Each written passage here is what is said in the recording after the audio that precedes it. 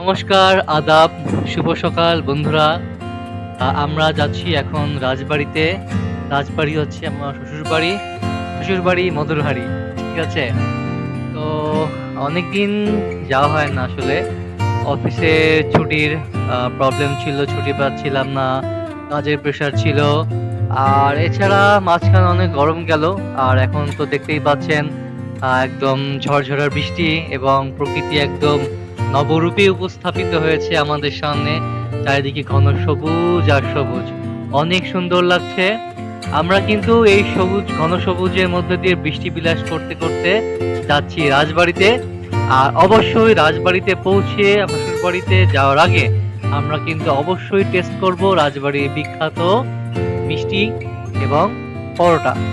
চলুন, দেখা হবে। আমি বাপ্পা, আমি সাথী। আমরা আসছি রাজবাড়ি, এখন গোলান্দ মোড়।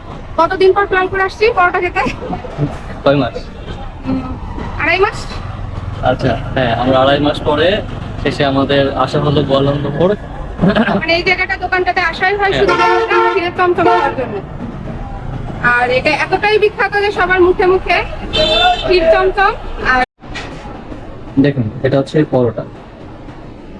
ঢাকায় যেগুলো আমরা খাই সেটাও পরোটা, এটাও পরোটা। এটা হচ্ছে রাজবাড়ি, রাজবাড়ি মিষ্টান্ন ভান্ডারের পরোটা।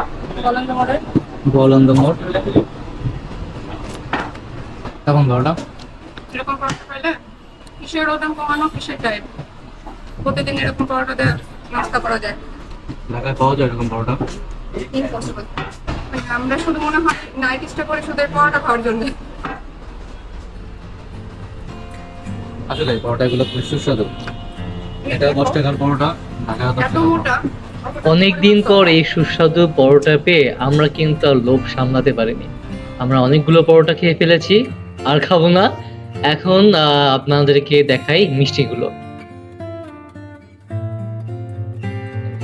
এই যে দেখতে পাচ্ছেন রাজবাড়ি মিষ্টান্ন ভান্ডার। এটা কিন্তু একদম গোয়ালন্দ যে মোড়টা আছে, গোয়ালন্দ মোড়ের উপরেই কিন্তু এই দোকানটা। এই যে দেখুন, নিচে কিন্তু ফোন নাম্বার দেওয়া আছে, আপনারা চাইলে ফোনে অর্ডার করে কুরিয়ারের মাধ্যমেও কিন্তু নিতে পারবেন। বাইরে সাজানো আছে দইয়ের ঘড়াগুলো। চলুন ভিতরে যাই, ভিতরে গিয়ে মিষ্টিগুলো আমরা দেখি। এই সেই কাঙ্ক্ষিত রাজবাড়ির মিষ্টান্ন ভান্ডারের যে মিষ্টি, সেটা হচ্ছে ক্ষীর চমচম।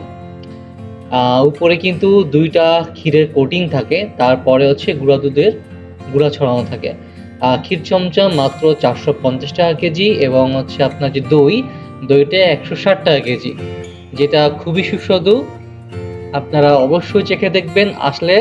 এটা এই মিষ্টি টেস্ট না করে কিন্তু খবরদার আপনারা যাবেন না, নাহলে কিন্তু অনেক বড় মিস করে ফেলবেন। তো চলুন মিষ্টি খাই এবং পরে আবার দেখা হবে।